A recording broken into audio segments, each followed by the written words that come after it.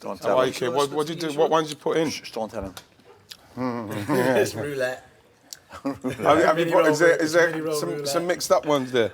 Yeah, you should mix it up. Don't like mint. Don't like mint. Variation, spice of life, apparently. These, whose are these? Who wants them? Whoever wants. Why do you not like them? What would be your go-to if you wanted to choose what to snack on here? Do you know what you get? Just normal biscuits sometimes. Normal What's your biscuits? Like molten milk or what? Yeah, they're nice, yeah. What's like normal biscuits? Yeah, Digestive. Custard cream, ginger nuts. Ginger nuts, yeah. Nice, remember them ones? Ginger skin out. The nice one. I just walked in. I need a little bit of time to eat my yoghurt. You just do not want. It is not a spectator sport, me eating the yoghurt. Okay, buddy. How many? This is how many times we could get it. Yeah, buddy. No problems, buddy. That's cool. This is a T-shirt that Lee from the band The Raytons wears. What's the name of the band? They're from Sheffield. What They're are they called? very good at the Raytons. Raytons. So yeah, and I said I'd wear it for him. You wear a lot of stuff on here for people, don't you? Yeah, it's nice. So what did you do when the international matches were on? Just relax, or? Yeah, I had a weekend off. It must Two be nights in Ibiza. What did you do? Oh, You went to Ibiza? Did you? Did you? So you? What do you want? Milk? Did you behave? Yeah. Were you behaved? Probably needs a bit of milk. No, it was a little quiet one. What, like a mini retirement break? Mini retirement, yeah. Near time. Have you been to Ibiza, Scholes? Yeah. What do you think? Not of the it? proper part. I went to like a quiet part. What do you think of it? I don't know. It was just holiday. It was... Basically, he turns up to a nice restaurant with a pair of shorts on. They said, you can't come in, you need trousers. So for him, now I beat It's not that. going back. Yeah. But can you imagine if he had trousers on and a scouser walked in with shorts on, he'd be going, who do they think Scruffy think they bastard. can walk in here? I wouldn't think that at all. You don't need to wear a hat. On holiday, you should be allowed to wear shorts on holiday. It's 32 degrees and you can't. It's an outdoor restaurant and they turn me away with It's a shorts classy on. place. I didn't leave the villa 10 days. Honestly. Private chef. And the chef was that good, he then brought him to Manchester. I just got someone to cook. I just thought, no, I can't go out here. People just don't. Did you have your they're not shorts? welcoming me. There's a Liverpool vibe to Raspberry. Did you have your shorts? Could you wear your shorts at home? Or? Des! Yeah. I thought you said it was like a Are they all right? Roulette. It's not a roulette. I've got the roulette if you want it. Next time. Right. You host this. No. Go on. Jesus Christ. Just like that. You used to do chat shows, didn't you? Yeah. The right stuff. No. What was it called? Friday night's all right. Oh, I love it. It's a great name, man. It's cool. Did you host it on your own? Yeah. When I was doing Den. Was it a quiz show? No, No, chat it's show. just a chat show, like with Den. How long did you do before they realised you were Denzel useless at Washington, it? right. No, did it go for like a year or two, a couple of For series? a couple of series, yeah. And you do the... That's amazing. I gave Destiny's Child and Beyonce their first like the Platinum Me album. That was on my show. I gave them that. Wow. It's a little thing, Denzel Washington. I've done Denzel. Wow. Denzel. Yeah, I've done Dens. Right, so am I missing something? Did you have a quiz? I've done a show, yeah, called Friends Like These on BBC. That was on the BBC. Was it a quiz? Yeah, it was a quiz. A game show? Like 5 friends. You had to have 5 friends. Oh. And everybody had a... So you had to have 5. It was brilliant. You know, it was made off of the penalty shootout. So the penalty shootout, you know, 5 people have to go up and take the penalty. So in Friends Like These, they had 5 different subjects where you're an expert at doing that, so I'd pick you to do that. And so that was a quiz show I'd done. Can we play that on air one week, Friends Like These? Yeah, but you need to, because so it'd be you up against someone else from their team, and then it's a competition to see who can get that particular thing done. Right. So how many people would we need to make that? 10. We need 10 We need people 10 on here. people, yeah. Okay. And then you say, right, Gary, they're going to do something which takes logical brain, like puzzle thing. Who out of 5 do you think can do that? And then you say, you know what, I think Roy will be very good at doing the puzzle because of this. And so Roy would do it against their guy. Why don't we then form a team and we bring another, say, show on of some kind, another 5 people and play against them at Christmas? Football. A Christmas Friends Like These. I don't know if the BBC were happy with that. If we nicked their... But not nicked it because they've not recommissioned it, have they? I mean, they're not... Is it still going? No, not Friends Like These. That might be to do with the host. No, but like it's not still going now. But like it's a great concept for a show. You know, I don't know what our specialist. What about was it Moneyball? What was the other one you done? Moneyball. That was that brilliant? I loved that. Was that another quiz show? Yeah, that made some people some really good money. We done that for 2 series, but then that went. And it made you good money, so everyone was winning. No. I said to them, don't pay me for this one.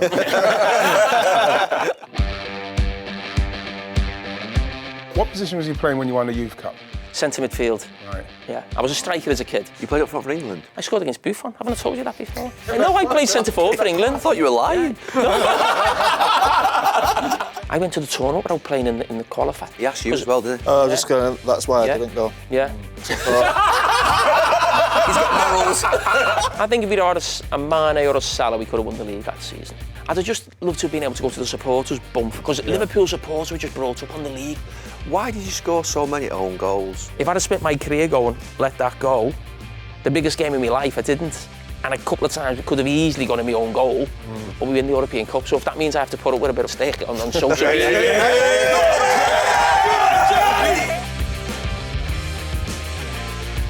Right. So Right. Our guest today is someone we know very, very well. Jamie Carragher. See? You don't need to do all that foolishness. How you doing, Just after Jamie? the applause. How do you feel, Jamie? I find sitting there getting ready to be quizzed on your life. Not even quizzed, but just speaking about your life. Good, who's done it first? I did Roy? it first. Oh, you've done Gary it. done the first one. yeah. I did it first, yeah. Roy? Yeah, so yeah, a bit of experience, I know where we are now, yeah. Should be okay, hopefully. Well, how many games did Jamie play for Liverpool? How many games did you play? Yeah. 737. Wow. How many did you play? I played 602 for United, and you played for it. 7 something. Jesus Christ. It's unbelievable. Games, innit? Did you get many injuries, Jam? I know you broke your leg at one stage. I remember that one. I never pulled a muscle in my life. Wow. So I was never out for 2 weeks. If I got injured, it was a big one. So broke my leg in 2003. That was the first big injury.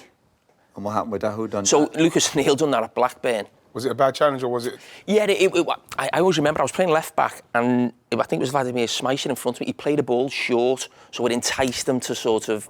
And it was one of them where it was a 50-50. He's just gone over the ball. Was it bad? Did you feel it instantly? I can take pain on a football pitch, but I knew something. So I've stood up, and I can just feel my leg sort of and I'd never want to ever come off in any. It's got to be bad for me to come off. So I've stood up. Obviously, I don't know, broke my leg, and I've tried to put weight through my leg, like that. Just break? Did it No, it just didn't feel right. So I tried to sort of walk a little bit, and then Sammy Lee came on. Yeah, obviously the physio comes on. Sammy Lee. So I don't get stretched off. I'm sort of jumping on my left foot. Yeah. You get off the side of the pitch, go into the treatment room. But 10 minutes before, was it Milan Baros, our striker, broke his leg. Wow. So our doctor had gone with him to the hospital. So I've got the Blackburn doctor. God knows who he is. So next thing, I'm in this treatment room. This Blackburn, and Lucas Neal comes in because he's been sent off. Jesus. Then my dad comes flying in. Jesus. Because my dad I wouldn't go off unless it was so he just goes out the way. He's coming because he's worried about you, obviously. Yeah, he knows it must be so bad if I've gone off. And he comes flying in, he's just like a lunatic, comes in this treatment room. So there's Lucas Neal's there. So I'm on this bed, and Lucas Neal's saying to me, I didn't do it on purpose, I didn't do it. But I don't know what I've done. So then the Blackburn physio, not physio, doctor, he's looking at me. So everyone's saying, you're a lucky boy, but it's killing me, just throbbing. So I get on the coach home, and our doctor's obviously still not there. So I've gone home. We've won the game 3-1, I think we won. And I go to bed that night, and my leg's just boom, boom, just like a heart, yeah. And then I go in the morning, I still don't know what broke my leg. And then our doctor sees me for the first time and just went, after 30 seconds, went, got to go to the hospital, you broke your leg. So I went to the Aussie. I went to the Aussie. Did you drive? This episode of Stick to Football is brought to you by Sky Bet. This show is in association with Huel. As someone who always is on the move, running my businesses or heading to the studio, staying fueled on a packed day is never easy. I don't want to rely upon a packet of crisps or another pre-show chocolate muffin to keep me going. This is why Huel fits the bill for me. These daily A to Z vitamin drinks formulated by nutritionists are packed with 26 vitamins and minerals and keeps me going on the busiest days. Plus they taste great. My favourite is the pineapple and mango, and that's definitely the one to have for me. If you're new to Huel, their taster bundle is the perfect way to get started. You can try a range of their products, including this one, and see which one fits your routine and taste buds best. So if you're like me and want to stay on top of your game without sacrificing time, join the millions who love Huel. Head to huel.com/theoverlap to grab the taster bundle and try it out. That's huel.com/theoverlap.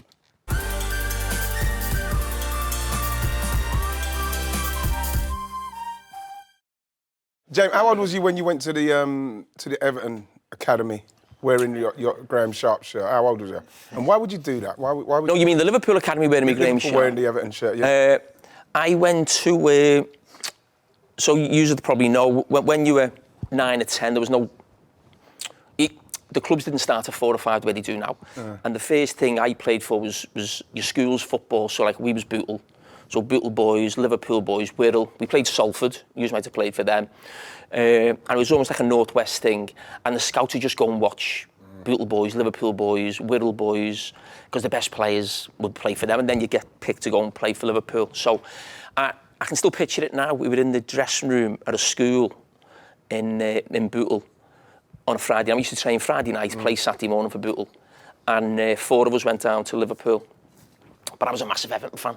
But when people say you wear your Everton kit, it was the only kit I had. Right. There was no like, you didn't wear kit. There was no Liverpool kit. You didn't think to not wear it because you... I didn't have another kit. Right. You know, I think I had a Scotland kit because Graham Sharp played up front for Scotland. That was it. But when people say that, but you didn't have anything else. You know, I wasn't going to put a Liverpool kit on. You didn't have a Liverpool kit, so everyone just wore their own stuff and you threw bibs on, so... We used to have to turn our kit around, remember, didn't you? Yeah. Like Chinox. You had to what? Turn it round? Turn it round, yeah. If you didn't have a United kit on. Oh, did he, yeah? Yeah, whatever kit you had. You have your Oldham one on? Inside out, yeah. Yeah? Old Graham Sharp as well. Yeah. Manager. I was going to say, James, when you made it, like when you got into the team, was it Houllier who got you in the team? No, Roy Evans. Was it Roy Evans? Roy Evans, yeah. So, how old was you? 18. So we won the Youth Cup in... so the season you beat Liverpool in the final. Cantona scores. 96. So we all go to that game. We're the youth team then. So we won the Youth Cup against West Ham. We beat Lampard and Rio were playing in that team. So they were a good team. But we beat them 4-1 over the 2 legs. And I think the same for yous. I think now That's a big thing for a young player, was it? The FA Youth Cup. That's massive. Oh, you wouldn't have had that, would you? Yeah. No, of course not. No, but when I hear you all talking about it, Yeah, it's big over there. Yeah, it's big, yeah. But I think in those days, if you won the Youth Cup, your next step was the first team. I think now there's almost that under 23s, under whatever. It feels like there's another 2 years you've got to do before you get in the first team. Whereas then it was like youth team. And if you won the Youth Cup, you've seen them win it. The Leeds team before, you'd always felt 2 or 3 players out of that team would play for the first team. So for us, it was me, little Tomo, and Michael Owen. We were the 2 that went through. You're an Everton fan, and you go to Liverpool. Was. Yeah, no, you're an Everton fan. You're young again, sort of. You're in your childhood. You joined Liverpool's academy at what age? 9. 9. At what age do you start to feel that I'm no longer an Everton fan, I'm actually a Liverpool? What was that point whereby you think I'm a Liverpool fan? Oh, I was in the Liverpool first team. When you flipped from being an Everton fan to a Liverpool fan? Yeah, I was still an Everton fan when I was playing the youth team. What did your dad say about that? Once you... This is a really funny story. So we win the Youth Cup, and the next season, it went to 5 subs. Remember, it went from like 3 subs to 5. Yeah. So we won the Youth Cup. First game of the season, Liverpool are playing away at Middlesbrough. And it's 5 subs. The day Ravanelli got a hat-trick on his debut, it was Liverpool. Yeah. So I'm on the bench with little Tomo. It was Alan Shearer's first game for Newcastle after the first game of the season. Yeah. But it was at Goodison. And Everton were winning 2-0 at half-time. So I'm out at half-time warming up. And my dad's in this crowd and I'm going, it's 2-0. You played for Liverpool? I'm sub for Liverpool. Do you know what I mean? So even my dad said after that, you can't be, this has got to sort of stop. But before that, to be honest, Ronnie Moran had pulled me and the youth team coaches do you remember when you were playing the Central League And they always Yeah. kick off at 7, didn't they? Yeah. Reserve team league. It is a Yes, reserve 7 team o'clock, league. So kick off at 7. So we've played for Liverpool reserves away somewhere. So we're getting on the coach, and Everton are playing a replay against, I'm sure it was Stockport in the FA Cup. Joe Royal time. And Stockport score. So a lot of the bus goes up, you know, the coaches are like, get in. And then Everton score, and I went, get in. And then it was about, who the fucking hell's that? You know what I mean? Ronnie Moran and, you know, people like, because he used to always go and watch the reserve games. So even the youth team coaches pulled me and were a bit like, you know, these think you're going to play for the first team. Fucking calm down. You know, basically a little bit. Did Everton ever come in for you? Yeah, I went to Everton for a year. How old was you then? Cheers. About 12. They knew I was a massive fan and they played on it, and my dad didn't want me to go, even though he was a massive Everton fan, because Liverpool was just, they were the best team. They won everything, it was the coach and everything. Certainly. And it was I got there, and within like a month, you know, when you know you've made a massive mistake, it was like, oh, what do we, you know, just the coaches, the training, everything. And basically we asked, could we go back? About Christmas, but you always had to do 12, it was like a 12-month contract, wasn't it? Like Centre Excellence, was it? Yeah. So I did a year at Everton. They got like Cotty to sign me like shorts and all things to try and get me, and I knew straight away. Having got to know you, you are like stubborn, you're steadfast, you're not going to be changed easily. If someone says to you, do something, you're not going to do it. I'm surprised that at 18, when, say, Ronnie Moran or someone comes to you from Liverpool and says, look, you know, calm it down, or look, you can't, I understand you can't celebrate on the Liverpool coach, I mean, that's a bit stupid, isn't it? But what I can think is that you'd say, no, I'm always an Everton fan, but you actually have turned to be a Liverpool fan. Yeah, do you know what I mean by that? Yeah, but there's no way you could possibly be. How could I still be an Everton fan if I was playing for Liverpool? And then, you know, and then what Liverpool's done for me and my life and my family, the trips, the memories, how can I not be a Liverpool fan? And my family, I mean, Well, the how come you were people Everton in you've the met. first place? Was that passed His on dad, from his dad, family? yeah. Oh yeah, Obviously my your dad, but he must have been... Yeah, massive. Like, we went home and away. We went. My middle name's Lee Duncan. Gordon Lee was the Everton manager in 1978, and Duncan McKenzie was Everton's best player. So that's what my name was. So you see, when you won the youth, what position was you playing when you won the Youth Cup? Centre midfield. Right. Yeah, I was a striker as a kid, and just went further back. When you got into Liverpool, so it was Roy Evans who gave you your... Yeah. So my first game was Aston. First start was Aston Villa. I'd played a couple of games before, and I came on in a cup game. I think everyone normally makes the debut, don't they, in the Carling Cup. So I did that away in Middlesbrough. We got beat. I come on at last 20 minutes. Then we played West Ham at home. I come on at half time. So me and John Barnes were centre midfield. I was 18. We drew 0-0 at home. And then the week after, we played Villa, and that's when Villa were a good team. You know, remember Brian Little's team? They used to play 3 at the back, and Southgate was at the back, I think. Dwight York was up front. Townsend was in midfield. So I started that game, and I got booked after 20 seconds. I done like a 2-foot tackle on Andy Townsend straight from the kick-off. Yeah. I mean, you'd probably get sent off for it now. So He sounds very proud of it, doesn't he? Yeah. So what positions have you played, Jem? You played all across the back. And I think I played against you in around 97, and you was in the midfield with Incy. Yeah. I think you was, because you both done me. Yeah. I remember that. I won't forget that. But something you don't forget. So you've played up front when you were a kid. You played midfield. Now you play midfield. When did you go right back? Well, the first one, righty, was the right back one was just basically. I went right back because if I didn't do that, I wouldn't have been a Liverpool player. So Gerard Houllier always wanted me in his team. You know, like my personality, my character. He used to say to me at the start of pre-season, I'm going to play, yeah? You'll play most weeks. He said, I don't know where. He said, but you will. You will just get. Were you in struggling the in team. midfield? Go back to midfield. Were you finding midfield very difficult then? Is that what you're saying? No, so what happened, Roy, is in the youth team, unbelievable. I'm sure I've just seen him in here. I've seen a lad outside and said he played for Crystal Palace's youth team. Where is he? Is he not in here? No, it doesn't matter. I saw the lad outside, took his money. and he said, I've played... Remember when you were coming in, a fella got a picture with me? Yeah. So he got the picture with me before, and he said, I played against you. I went, oh, he said I played Crystal Palace youth team. Semi-final, the Youth Cup, 1996. I went, oh, OK. So when you went in, we started chatting about the game. So I remember the game. We beat them 4-2 at home. We go away, we're getting beat 3-1, goes to extra time. Game ends up 3-3, so we go through. But in that game, our centre-back got sent off. So I went to centre-back for, say, like the last 15 minutes. So he's then suspended for the first leg of the semi-final against West Ham. So he played Upton Park, and it wasn't like youth teams now where you've got like big squads or like players from all over the country or Europe. It was like fucking like 11, 12 or 13 lads from Liverpool, that was it. So it was like, well, you're going to have to play centre-back. So I'd never played centre-back before. And Ronnie Moran said to the youth team coaches, and obviously they weren't quite sure what to do, he'll end up being a centre-back. He said Phil Thompson went on a similar journey. He was a centre midfielder, went centre-back. So I played centre-back in the first game. We beat West Ham 2-0. The manager then keeps the same team for the second leg of the final. So the lad who's Eddie Turkin's a big centre-half, and he's just out the team now. And I always remember, so we're going to lift the Youth Cup on the pitch. So I've got number 5 on, he's got number 12 on. So as we're going up, he goes, "You've got my shirt on." I went, I said, but the number 8's got my shirt on. I went, "Do you want it?" Seriously? Yeah. Do you want some? Well, I'm just about to fucking go up and get my medal for the Youth Cup, and I'm swapping jerseys with this lad. I've got number 12 on me. So he's got number 5. So that's where centre-back. So when I got in the first team, I was sent to midfield, but I think the staff always had in the idea that I'd go back to centre-back. Was that still with Roy Evans, or when's Houllier come in?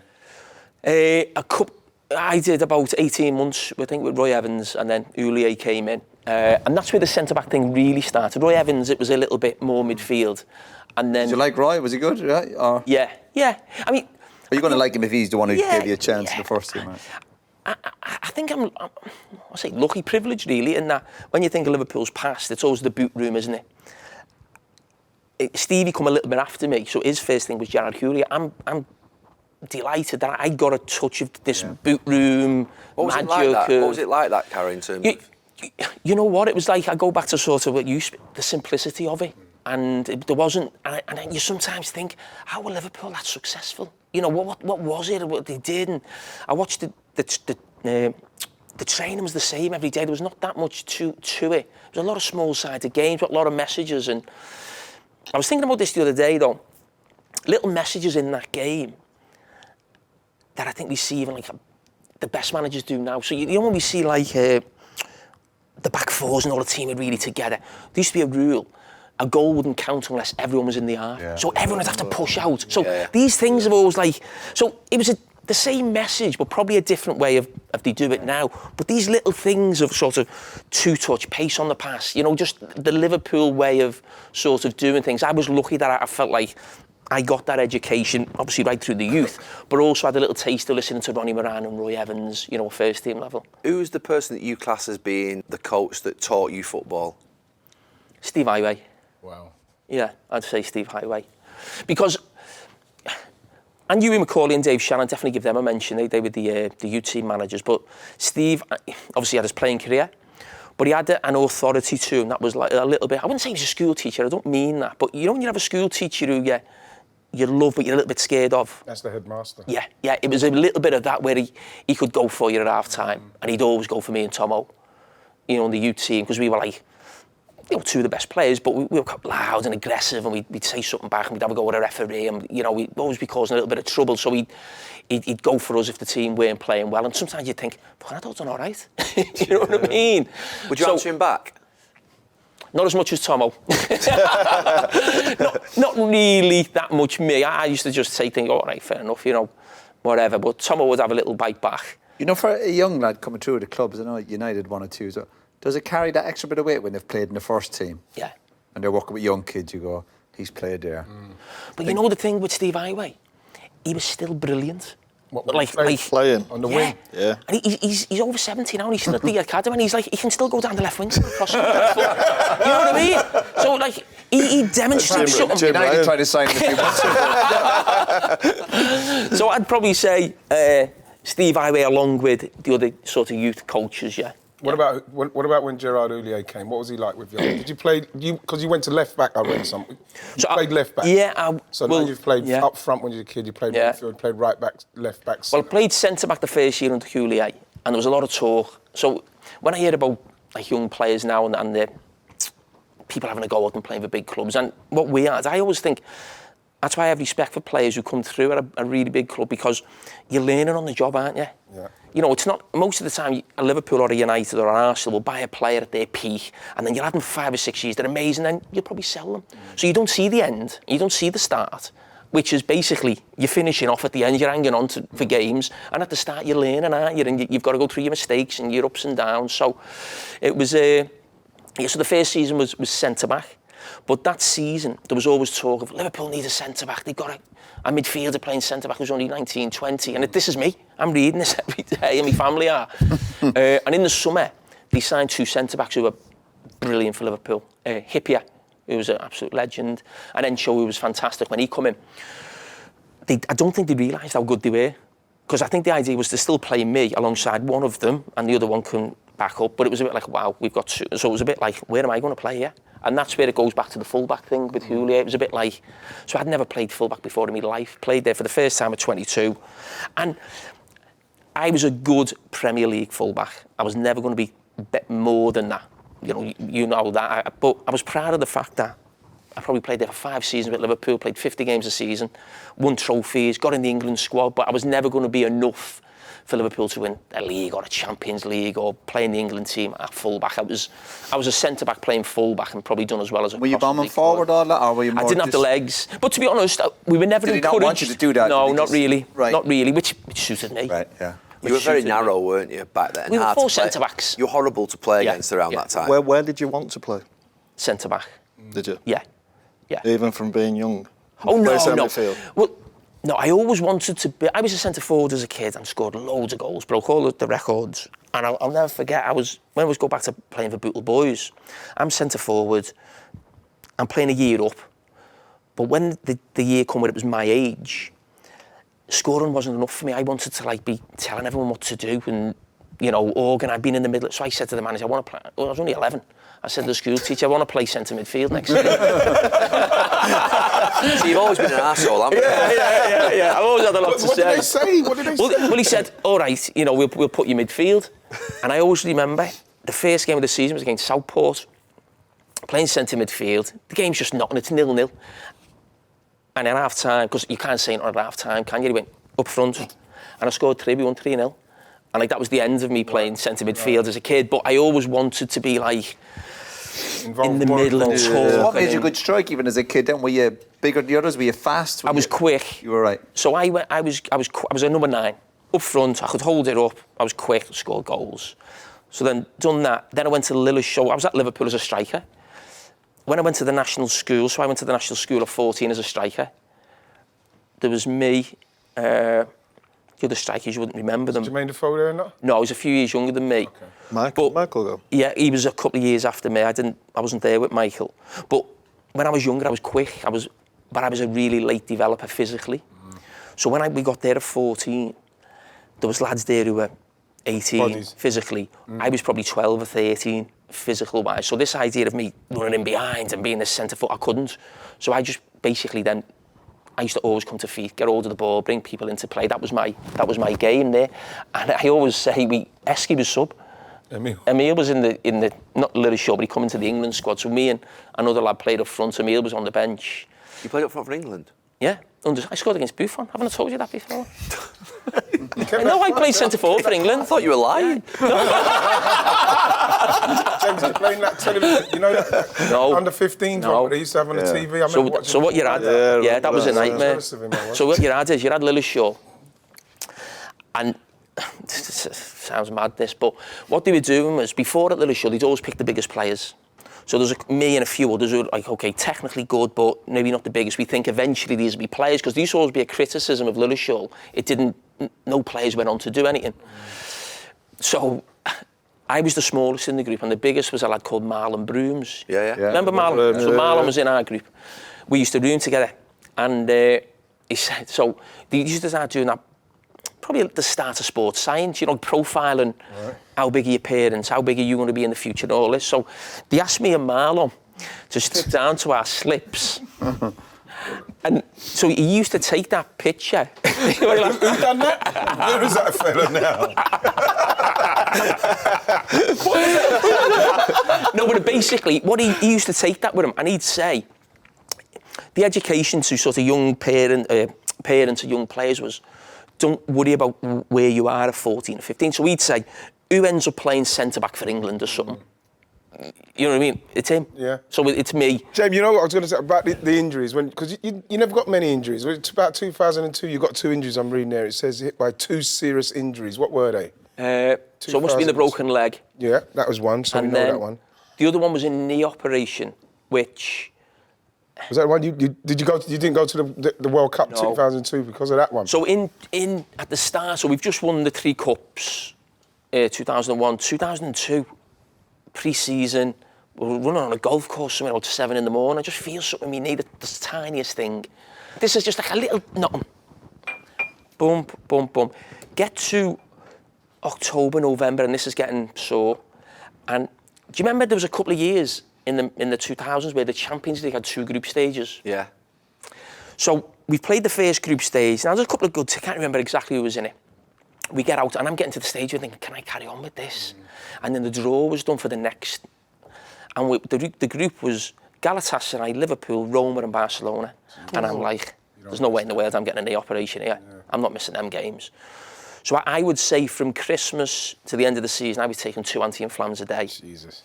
Just to because if I took one, I'd have to take one before I went to bed. So that when I got up in the morning, my knee was all right, and then I'd take another one before training. So I just you know what anti-inflams like. The amount of anti-inflams that were ploughed down your career is unbelievable. I mean, I was on them, you were on them, weren't you? Did you take the tablets alongside them? Stomach. Did you take the tablets that you meant to take alongside them so it helps with the stomach line? Yeah, we did, but we're constantly on them all the time. Did they not think of sending you for a scanner or anything like that? I was that Kept it quiet. Did you keep it no, quiet? the physio knew every day, but... If the gaffer asked you and said, are you all right? Would you have said, yep, I'm fine? Oh, yeah. I wasn't missing them games. There's just no way in the world. Good bonuses for them games. Yeah. But no, I just carried on through the season, and then I knew, and I was thinking, I want to get an operation then, so I'm ready for the start of the season. And when I say I missed the World Cup, I might have done, but I wasn't an England player. I might have nicked into the squad or something like that, but I wasn't like... And to be honest, if you'd have said to me, I'm fit for Liverpool starting next season or I missed the World Cup, I'd have missed the World Cup, which I did. Well, just around that time, was there a feeling with Gerard Houllier? How would he feel about sort of building a team that would win the Premier League around that time? Because obviously he had the success in the Cups, which were the treble. Was there a feeling around that time? What was the feeling like that you had around that time with Gerard Houllier? I felt we were going to win the league. With Gerard Houllier? Yeah, because we were improving every season.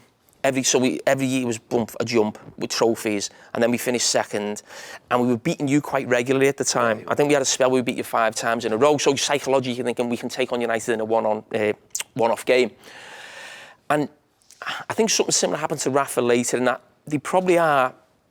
If you were describing them as a coach, you'd probably say they're more defensive than attacking. And you get to a stage where you've nearly won, and everyone thinks the answer is right. We've got to open up a little bit more. Now, you would probably agree with that because you were that type of team, but we lost everything that we were. So it fell away. So Gerard tried to be a bit more expansive. And it was always with the fullbacks. What was that with? Who did he sign then? Who did he bring in? So the Ziege one didn't work. I think bringing Finnan came in and obviously did really well, but it was like this feeling of like we've got to now. Yeah. And he brought attacking players in after he. John Racer, was he one of them? Yeah, he was a left back. But we were never set up, because if we'd have had attacking fullbacks bombing up and down all the time, me and Sammy Hippie were in great pace. You know, so you always needed a little bit of, we were good at what we did, but I don't think when we tried to make that step, I think basically the strength that we had seemed to fall away, and that happened with, I think, Benítez as well, when we maybe brought Glenn Johnson instead of having maybe someone more solid. And it's not a criticism of them, I just think we lost what we were. But you have to make them changes, don't you? Yeah, you have to try and... Yeah, you've got to try something. This episode of Stick to Football is brought to you by Sky Bet. Tell us about your time with England, Dan. Do you think you were given enough game time, considering how well you was playing at the time? Yeah. You was given enough games? Yeah, listen, so you think in 2005, people would probably associate 2005, Istanbul, win the Champions League, but you've got Rio Ferdinand, John Terry, Sol Campbell, you know, probably at the peak. You know, so to even be in an England squad at the time as the 4th centre-back. Was you already going thinking, I'm not going to play here? Yeah. But did you think you could challenge them as well? You weren't like, you know what, Roy? They're way ahead of me. Were you thinking, you know what, I'll do a job as good as them? You're right, and it's something I look back on in my career now, and it's the only fight I didn't win in my whole career in terms of football. But did Someone went me place. were you up for that fight? No. No. When I say not up for, but I think I was too easy to say. I'm not going to get it. Yeah. And I look back and I think, was it because it was England and I wasn't that passionate? I was always thinking about Liverpool. Did you ever go and see an England manager and say, this is wrong, I should be playing, or give me a chance? No, because I don't think I should have been playing ahead of Rio Ferdinand or John Terry. I don't think I should. How were Liverpool doing at the time, though? Were they doing okay? We probably the best. I couldn't play any better. We won the Champions League in 2005, but I was individually, I got Liverpool's Player of the Year that year. 2007, we got the Champions League final again. I was I was voted Liverpool's Player of the Year. 2006, I was in the PFA Team of the Year, considering you've got Cavallo, Rio, John Terry, Sol Campbell. So I couldn't play any better, but I still wouldn't have picked me ahead of John Terry or Rio Ferdinand. I think there was definitely. You're saying that. Yeah. I still think when you go in the group, they might. Because you're a fighter, you look like a fighter, you know what I mean? It feels like when did you give up on the fight? Did you give up soon, or was it take a while? I mean, what is that? The only fight I can do, though, is play well for Liverpool. That's the only fight I can really have. Yeah, but when you go in the squad and you're up against them, would you be... Yeah. Like you weren't in the squad looking and going, No, but I think I'm pretty honest about me career and myself, and I'm realistic. You know, the problem I think I have is that I think when you look at me, you don't go centre-back. You know, when you look at someone, you think, I'm quite small for a centre-back. I'm under 6 foot.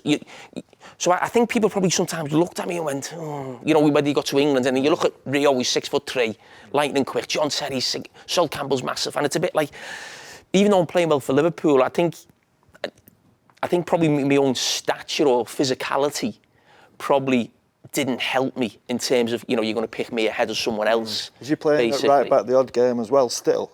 So could it not really have been confused with it? No. No, I don't think. I think I was always seen as the squad man at England. Oh, he can do a bit of right back. He can come in at centre back. We can take an extra striker because we've got him to fill in. Listen, I get it. My problem was when John Terry and Rio weren't playing. Yes. I always remember this. You know the game where we lost to Portugal and I took a penalty? Yes. In my head, psychologically, if we won the Champions League in 2005, 2006, we had a great... In 2006, we kept 33 clean sheets in the season. So we were like, you played against, we were tough to play against, we could go anywhere and defend, we were good defensively. And Sol was just coming to the time where he probably in and out the Arsenal team. So there's 4 of us, and I'm thinking I'm number 3 here. Right. You know, if something happens to the other 2, I'm in. And I'll never forget, one of the centre, I don't know if it was Rio or John Terry, went down, and you know, you have that panic on the bench. Yeah. Oh! And someone jumped up and went, Sol, get ready! Wow. And I went, oh, fucking hell. And that was the first moment where I thought... Is that why you fell out with him last week? You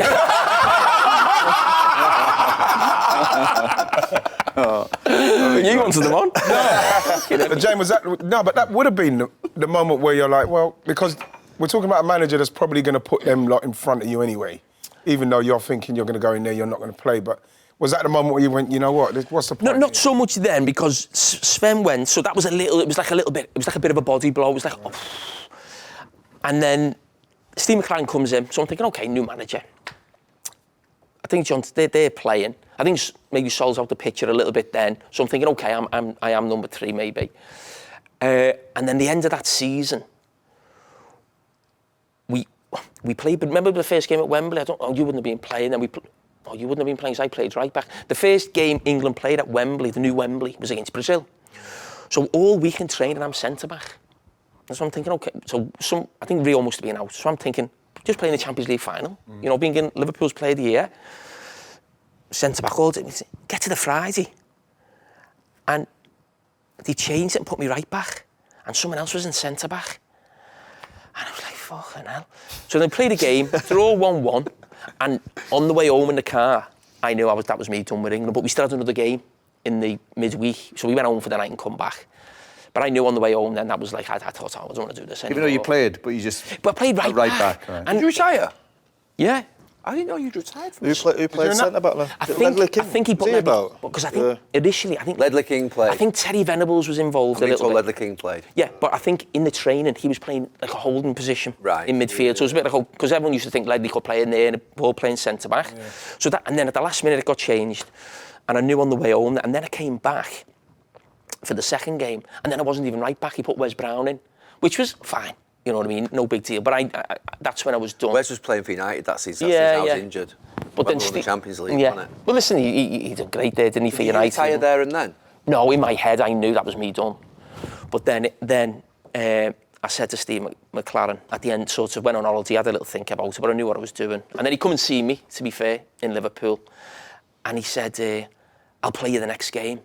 And I said, I don't want you to play me the next game. I said, because it'll feel fake. Yeah. Why don't you play me the last? It's just like, I don't want that, I'll play you the next game, and then stuff like that. And I just, and to be honest, if I'm being totally honest, I didn't love being away, like yourself. And I was probably 29, 30 then. And I got in scale, we're at Liverpool. And they were, good centre-backs, and we just coming, like, almost ready to, and I thought, you know what? If I'm not going away with England and I'm getting myself ready just for Liverpool, I can win that fight and finish my career at Liverpool. Do you know what I mean? And that for me was the biggest thing, to make sure I stayed at Liverpool. And you just retired and basically didn't go. Did Capello bring you back? Yeah. South Africa World Cup. Yeah. So Capello, when he first came in, was just on to Stevie constantly about bring me, because obviously Solid gone then. Obviously Ledley King had injury problems, Woodgate, so I don't think the numbers of centre-backs were sort of there. But he was on to Stevie all the time, and Stevie was raving about him. And I was like, no, Liverpool, Liverpool. And you know what? When I look back, I could imagine some of the players in the squad thought, what the fuck's he doing here? I went to the tournament without playing in the qualifier. 2010, that wasn't it? He asked you as well, didn't he? Oh, just going. That's why I didn't go. Yeah. He's got morals. No, I just saw it. If you've not played a qualifying game, I thought, what? People looking at you. I think Ledley King got injured last. Was it Ledley King? No. Ledley King went into the tournament injured, and someone else was injured on the last game of the season. So they asked me, and Liverpool hadn't qualified for the Champions League, and I just thought, my age, will we get in the Champions League again? I just thought, fuck it, I'll go play in a World Cup. Did you play? Play in that World Cup? I played a couple of games, yeah. Got a couple of caps and that. I was disappointed with sort of. I love Capello because of you know what it was. It wasn't Capello being, and it wasn't. If I'm being honest, it wasn't to go back and play for England. Was it the Milan thing? It was the Milan, Capello, Baresi, the training sessions. And I'm thinking, I'm going to go there and just Capello's just like for me was a god. You know what he'd done at Milan. So it wasn't going back to play for England. It was to play for Capello, to be honest. Was it anything like that? No, I was disappointed because I was used to that with Rafa, that sort of structure and back four work, and I'm thinking it just wasn't that. No, I was a bit disappointed really because I just He was the Mourinho before Mourinho, wasn't he? He just, everywhere he went, he won. A bit defensive, but he just got the job done. So, no, I was a bit disappointed. Did he coach a lot? Sorry, there you go. Not really, no. Didn't really do that much. I think that you let expect from him, wouldn't you? Yeah, I was a bit disappointed with it. Who rang you up? Was it? It wouldn't have been Capello. No, is it Baldini? Baldini rang you up. Baldini. Yeah, well, he was through to my agent, but that had been going on for about a year. Okay. And I was always no, and then it come to that, and I just thought, yeah, I'll have a go. This episode of Stick to Football is brought to you by Sky Bet. Just going back a little bit, the best team, I think I've said this to you many times, the best team I ever played against that were a Liverpool team, I don't know if you felt the same, was the one that Torres, Gerrard, Alonso, Mascherano, and you and Hippie Rainey was in net, was he? Yeah, I mean, it was over. Yeah, we swapped whoever played. That spine was probably, and that I felt that they were getting very close. Particularly, I think the midfield of Gerrard, Mascherano, and Alonso, which, to be fair, is the top midfield. Is it your biggest, not regret, because you can't regret anything? You've played 750 games, but the Premier League question that you obviously will always get asked, and Stevie gets asked it as well, and you can't do anything about it because Brian Robson played for United for 15 years until he won. Does it still burn inside, that thing that we couldn't get over the line, or do you? No, I wish we'd have won it, of course. And you know what? Not for me. I'd have just loved to have been able to go to the supporters bump, because Liverpool supporters were just brought up on the league and it was always about number 19. We want number 19. We want number 19. And we went on the same journey with Houllier and Benítez, where it was like getting better every season. We were that close, and then for whatever reason, it just seemed to fall apart with both teams. Do you think that team should have done it though? When you mentioned their names. No, because I don't think we were ever a team who. You could say, look at maybe Newcastle, and people might say they threw it away. Or look at Brendan Rodgers' Liverpool team, 2 games to go, they're there. We were never in that position. We were chasing Arsenal in 2002 under Houllier. We were chasing United. And I think sometimes we look back at that season, even as Liverpool fans, and think it was closer than what it was. And when really, we beat you, And then so I think when we played you, which would have been about March, April time, we beat you 4-1. But I think going into that game, I think you were like 7 points clear of us, or maybe 9. But you lost the following week at Fulham. So you lost 2 games in a row. Remember, Rooney got sent off and stormed off the pitch. So even though the gap was there. Now, the start of the season, we were joint top or something. A gap was built, and then it was almost, okay, now we've got a chance with, like, say, I don't know, I'll be guessing here, 7 or 8 games to go. But you kept winning. He's got a couple of last-minute winners, didn't you? How close did you come then? What was? I think it was 4 points in the end. So it's not like a point. It's not goal difference. It's like close enough. Yeah, but it's like we only lost 2 games. And when I think of like the standards you that only you lost need, 2 games the full season. And the season before, which no one even remembers because we weren't in a title race. We only lost 4. So at the time, in those 2 years, we played 76 Premier League games and we lost 6.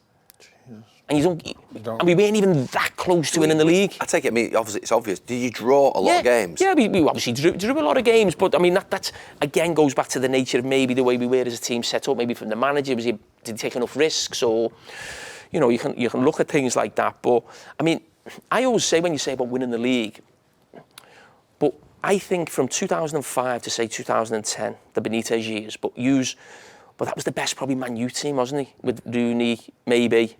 You had the best Arsenal team, it was like an Invincible. 2004 was the best Arsenal team, the best Chelsea team with Mourinho. So you'd go into the Champions League every year and you'd have the 4 English teams and you'd probably have Milan and Barcelona. Real Madrid weren't that good at the time. So even though we didn't win the league, we were one of the best 4 or 5 teams in Europe for 4 or 5 seasons. But the only problem was the other 3 of the other best European teams were in the Premier League. We just didn't quite have enough. I think in the wide areas, I think you say this a lot, you never played against an amazing winger for Liverpool. It was always just, we never had a Ronaldo. You know, we never had a Giggs. We never Salah. Mane, Diaz. We'd have had one of them. Even Diaz I now, think we and could have Jota, and all the players you've got now. None of your wide players in the time that I played against Liverpool for 15 years, not one of them was as good as maybe the 4 that you've got now. Yeah. You know, in Diaz, sort of Salah, Jota, I'm trying to think else. You've got Gakpo, Mane. These ones that have played over the last few years, none of them are as good as. I think if we'd had a Mane or a Salah, we could have won the league that season. You know, you know, could have made it a little bit tighter. But Jamie, you know the run for the 2005, the Champions League. Tell us about that, because no one fancied that Liverpool side in that 2005 year. We've heard it, right? We've heard it. Yeah, but we have heard it. But like, I just want to. I know we've heard it, but like, we're fucking talking about Jamie Carragher. You know what I mean? You know, just gone into, you haven't won the Premier League, but then and you don't want to talk about that. Let's stay on that a bit longer. You want to talk about the Champions? Go on then. No, you carry on, right? No. I was just, I was saying about, because that team and at no stage, even when I was watching, I remember watching that, the Olympiacos, obviously, with Stevie, I didn't fancy you lot to win that. I don't know how how did that happen? How did that happen? What you had was you had the Anfield factor, Steven Gerrard, and you had a manager who, when he first came in at Liverpool, he'd won the UEFA Cup the year before at Valencia, so he knew his way around the European game. He's obviously done really well at Valencia. I think we struggled in the Premier League that season because I think it was an eye-opener for the manager. The players he brought in were not suited to Premier League football, but they were suited to maybe a bit more, not technical game, but, you know, not as aggressive in the Champions League. And a bit of luck. You need it. You know, even when you're the best, you were the best team in Europe and won the European Cup, you still need luck. We were nowhere near, the best team in Europe. But I do think there is something special with Liverpool and Europe and the European Cup and that feeling that you belong there, and teams come to Anfield and they're expecting, they're almost waiting for this atmosphere and to be blown away early on. It's, so, and that's what we did.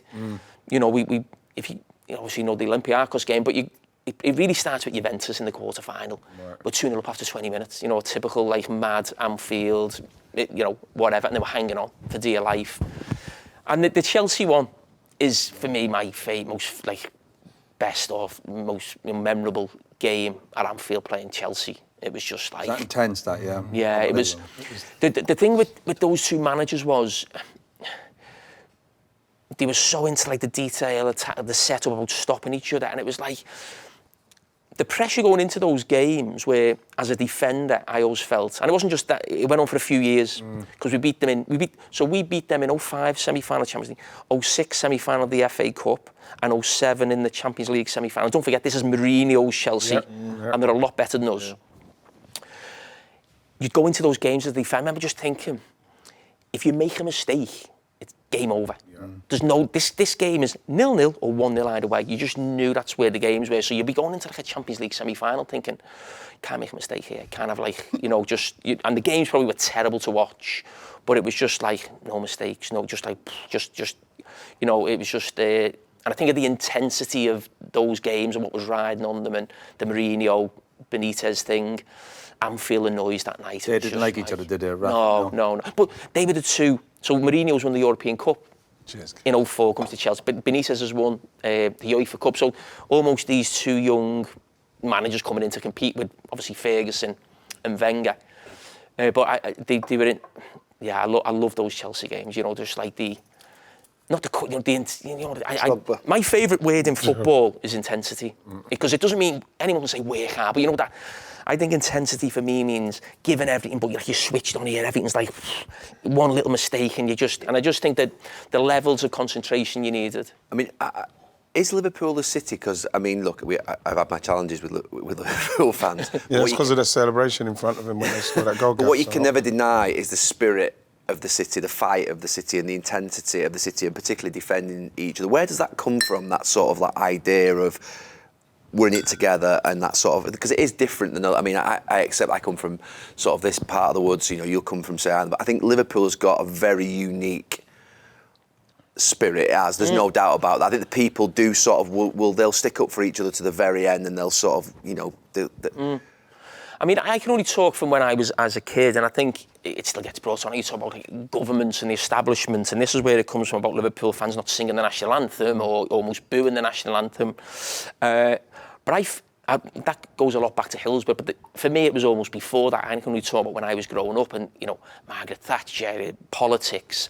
And I think Liverpool people, we're on the front foot, aren't we? So if we are wronged, which Liverpool are not the only place to be wronged, politically or in other shape or form, but, and I know this probably grates some people as well, is that we are probably the loudest if something has happened to us, or no one's taking anything standing, lying down, are they?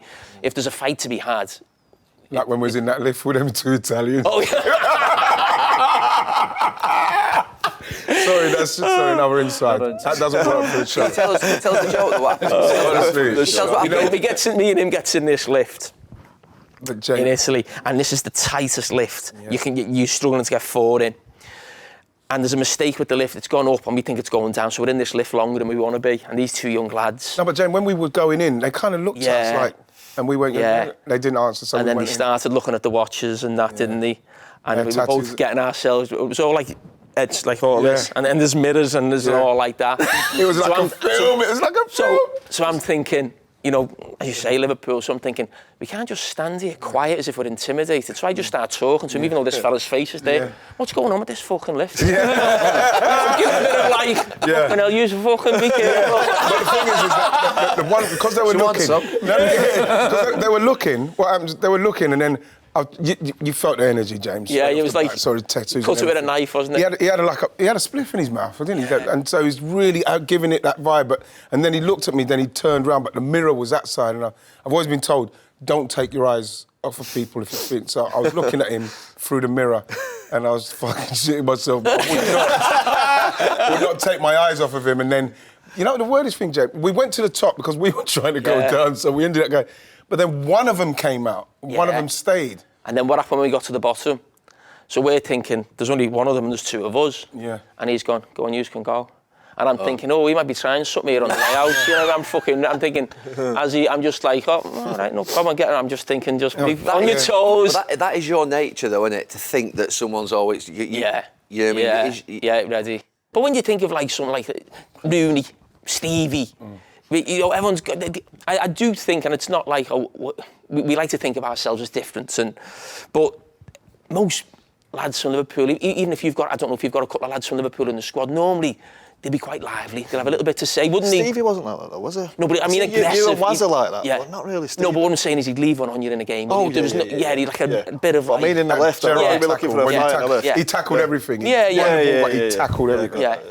Coming to the end of your career at Anfield, and you've played obviously a mountain of games, why couldn't you get your head around the 25 games a season and contributing and playing for an extra couple of years? Because I mean, you didn't like that, no. You didn't like it. No, I know you didn't like it, and you didn't like it.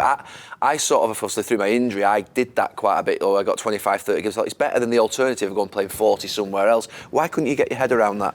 Because I just... The start of every season, my target was to play 50 games.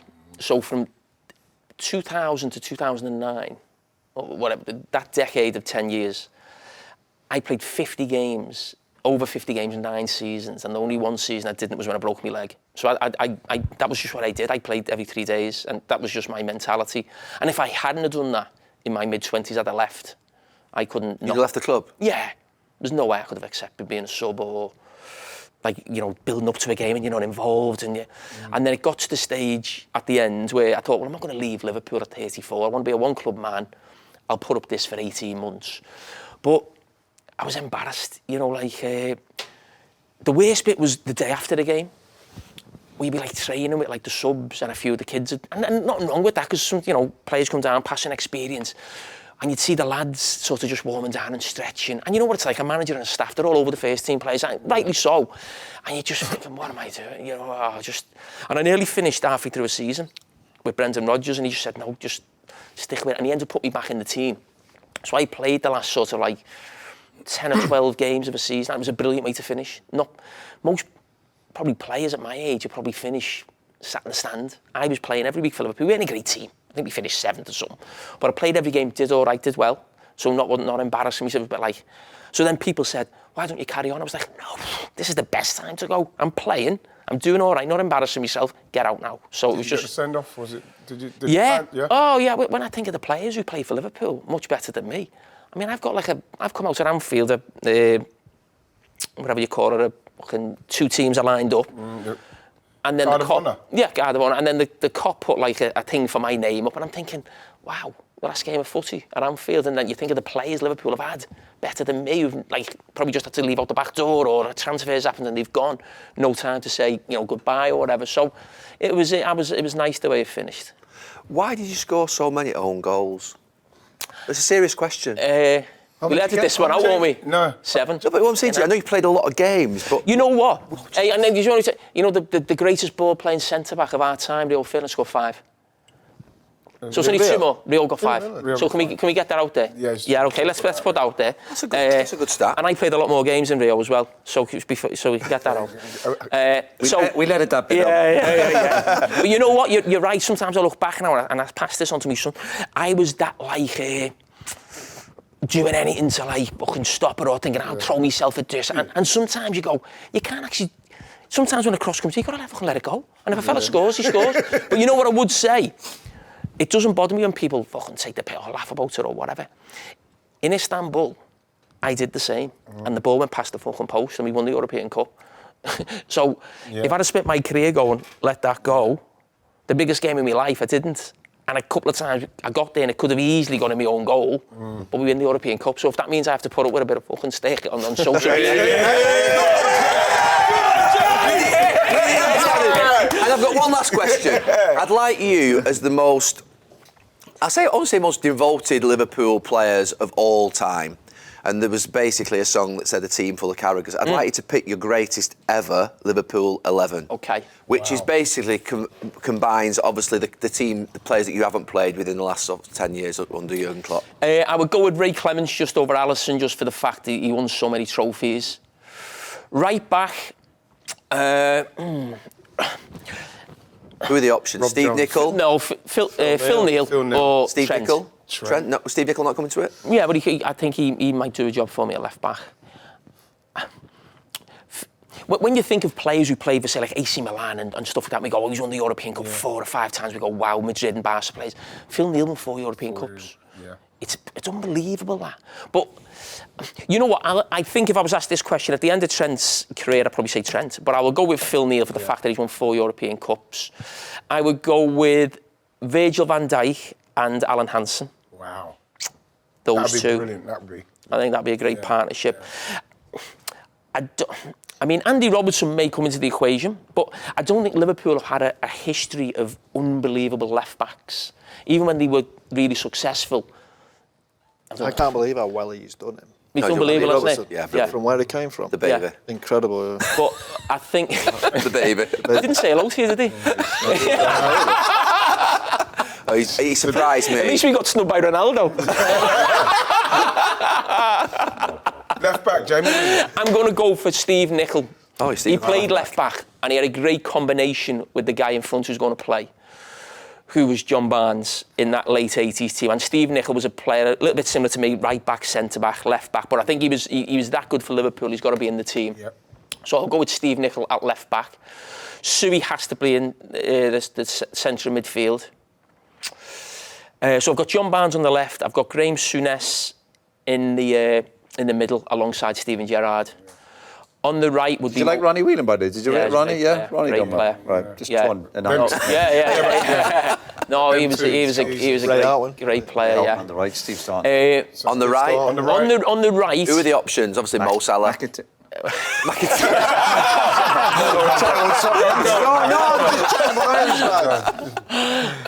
think there's two options. Before Mo Salah joined the club, I would always play a completely different player. No, it's Ian Callaghan.